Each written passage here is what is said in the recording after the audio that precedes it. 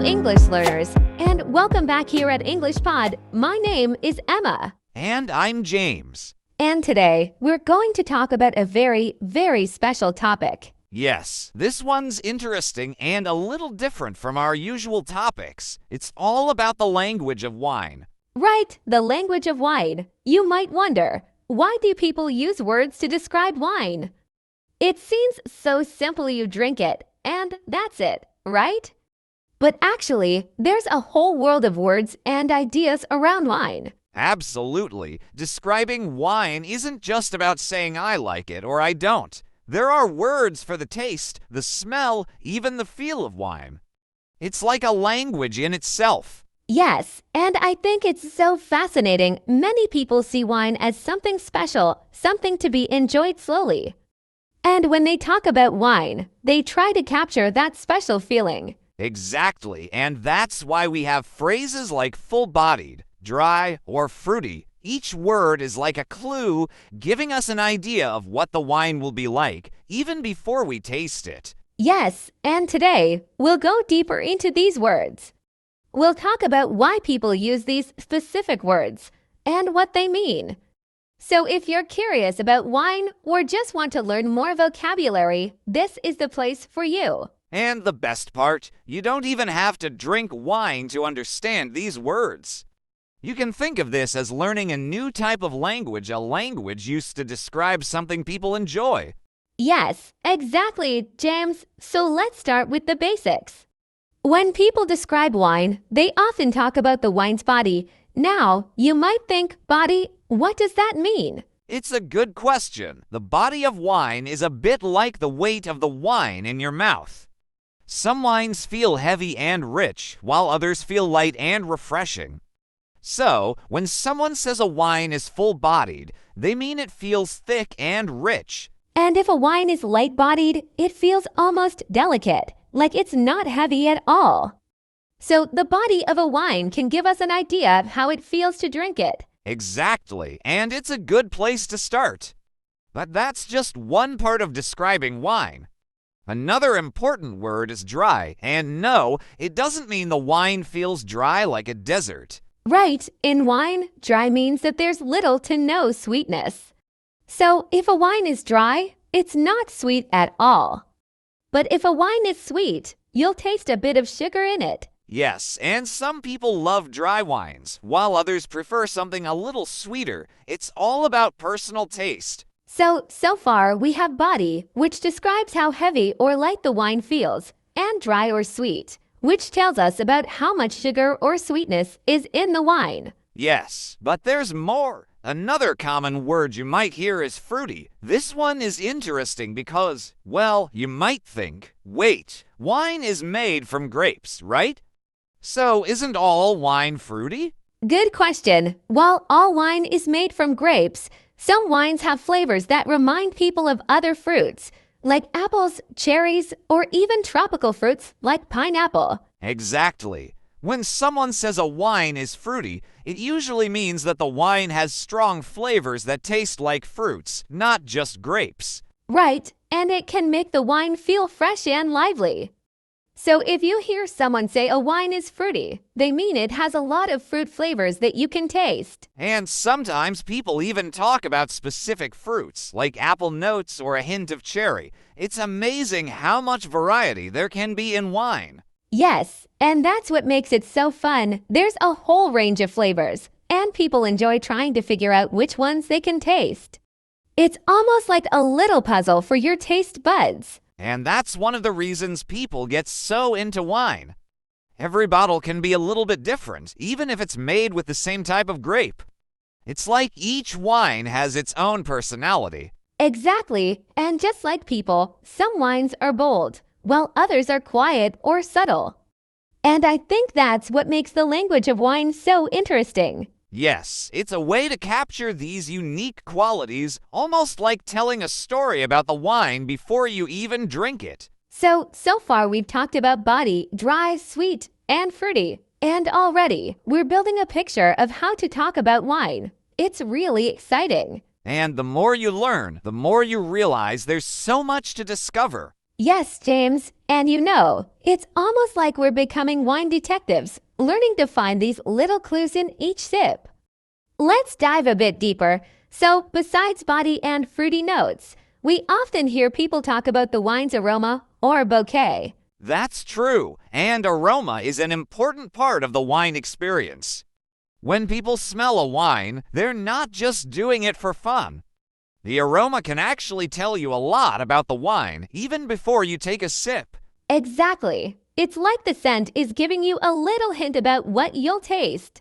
Some wines might smell like flowers, while others might smell like spices, herbs, or even earthy things like wood or soil. Yes, and here's a fun fact. Some people say that as a wine ages, it develops something called a bouquet. It's a more complex, layered aroma that changes over time.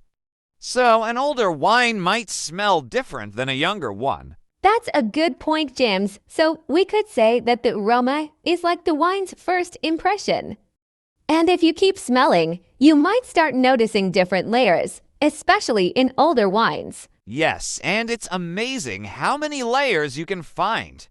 There's the initial smell, and then as you keep sniffing, you might notice more scents coming through. It's almost like peeling back layers of an onion. And that's what makes it so interesting. For example, you might smell something fruity at first, like berries, and then as you swirl the glass, maybe you catch a hint of vanilla or spice. It's like the wine is revealing itself little by little. Exactly. So, when people say a wine has a complex aroma, they mean that it has a lot of different scents that come out as you keep smelling it. It's part of the fun of wine tasting. And speaking of fun, there's also something called tannins. Now, that's a word people might hear a lot when talking about wine. But what exactly are tannins? Good question. Tannins are natural compounds found in the skin, seeds, and stems of grapes. They give the wine a slightly bitter or dry feeling in your mouth, especially in red wines. Right, so when you drink a wine with a lot of tannins, it might feel a bit drying on your tongue, almost like drinking strong tea. Yes, and that's why people say a wine is tannic when it has a strong drying effect. Some people love that feeling, while others prefer wines with softer tannins that feel smoother. Exactly, and the tannins can also help the wine age well.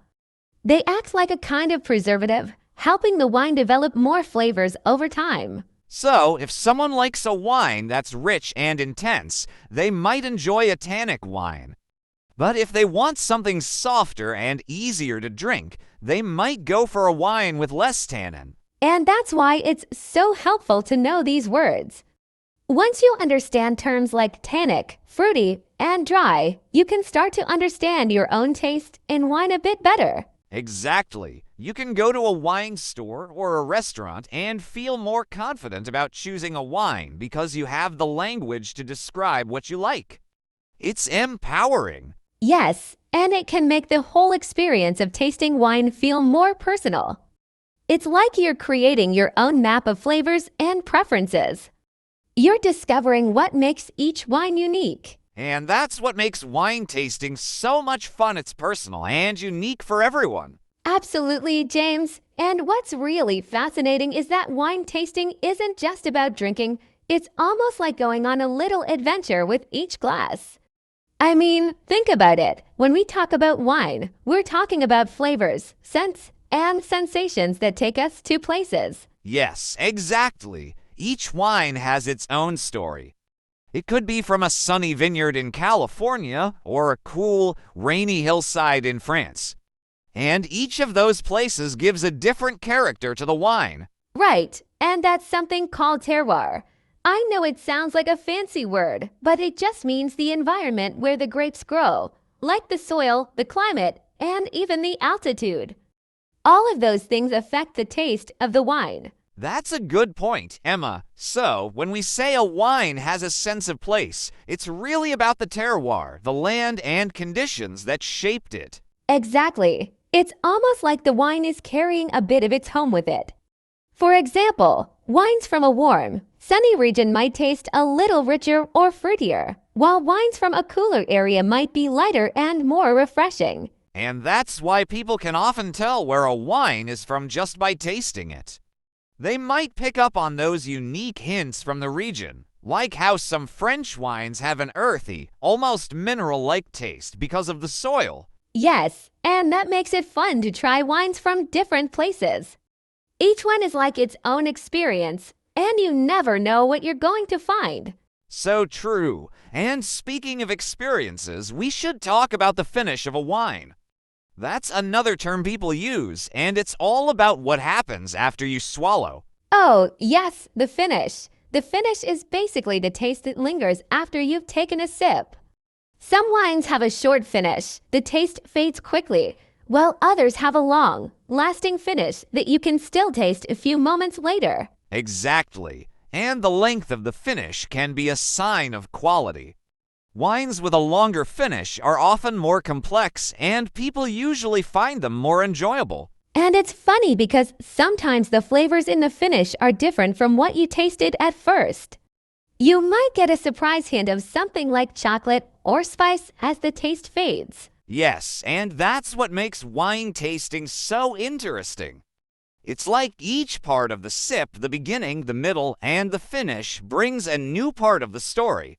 Absolutely, James. It's like peeling back layers, just like you said earlier.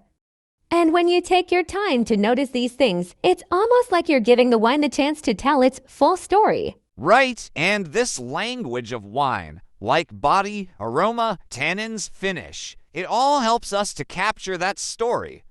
With a few words, you can share what you're experiencing and understand what others are describing. And that's such a great point. Knowing these words can make tasting wine feel like a shared experience. You can say, "Oh, I taste something earthy here," or "This one feels full-bodied to me," and suddenly, you're connecting with other people over those flavors. Yes, it's like speaking a little wine language together. And it really doesn't have to be intimidating. Even if you're just starting out, knowing a few basic terms can make a huge difference. Exactly, James. And that's the thing, wine doesn't have to be complicated. Once you know just a few of these terms, you can really start to enjoy the experience without feeling overwhelmed. It's like learning a new way to describe something you already enjoy. Absolutely. And for those just starting out, it's really all about personal discovery. You don't need to know every fancy word. Just noticing, for example, do I like this taste? Or does it feel heavy or light? Is already a big step. Yes, and I think that's why wine tasting can feel so personal. Everyone's experience is unique. What tastes fruity or earthy to one person might taste completely different to someone else. And that's what makes it fun. There's no right or wrong answer. That's true. Sometimes people get really focused on doing it right, but really, it's all about what you enjoy. If you like a wine, that's all that matters. Exactly. It's like learning to listen to your own taste buds. And with each glass, you start to pick up on different flavors and scents, and maybe even notice things you didn't before. And that's one of the best parts, that feeling of discovery. You don't have to be an expert to enjoy wine. Just being curious and open to trying different types can lead to some great experiences. Absolutely. And you know, some people enjoy creating their own wine notes, kind of like a journal where they jot down what they liked about different wines. It can be a fun way to look back and remember which one stood out to you. Oh, that's a great idea. Writing down little things like, this one had a strong berry flavor, or I liked the smooth finish can help you remember the wines you enjoyed and why. Exactly, and over time, you start to notice patterns. Like maybe you prefer wines that are a little sweeter or have a lighter body. It's a fun way to see your tastes develop, and it helps when you're picking out wines in the future. And speaking of picking wines, understanding just a bit of the language can make choosing wine a lot less intimidating. Instead of guessing, you can look for words on the label that match the kind of experience you want. Yes, like if you're in the mood for something refreshing, you might look for words like crisp or light. Or if you want something richer, you might look for full-bodied or smooth. Right, and it also makes asking for recommendations easier. You can go into a wine shop and say, "I'm looking for something fruity with a smooth finish," and it's likely you'll get a good match. Exactly. And that's the beauty of it. The more you understand, even just a little bit, the more you can enjoy the process and make it your own. It's like having a little map to explore all these different flavors. I couldn't agree more. It's like turning something ordinary into a small adventure each time, without even leaving home. You're discovering flavors from different places and learning a bit about each one. Yes, and the best part is, you don't need to be in a fancy setting to appreciate wine. You can enjoy it at home with friends, family, or even just on your own as a way to relax. Exactly. And I think that's something people sometimes miss. Wine is meant to be enjoyed. It doesn't have to be serious or formal. It can be as relaxed as you want it to be. Absolutely, James. At the end of the day, wine is just about pleasure and enjoyment. It's something you share, something you savor, and something that brings people together, whether you're at a big gathering or just a cozy night in. And that's such a perfect way to put it, Emma. Wine really does have this amazing way of connecting people, bringing us together to share stories, moments, and, of course, flavors. It's almost like a universal language on its own. No matter where you're from or how much you know about it, there's always something to enjoy and talk about. Exactly, James. And even though we've covered a lot today, from the basic terms to the idea of just enjoying what you like, there's still so much more to explore.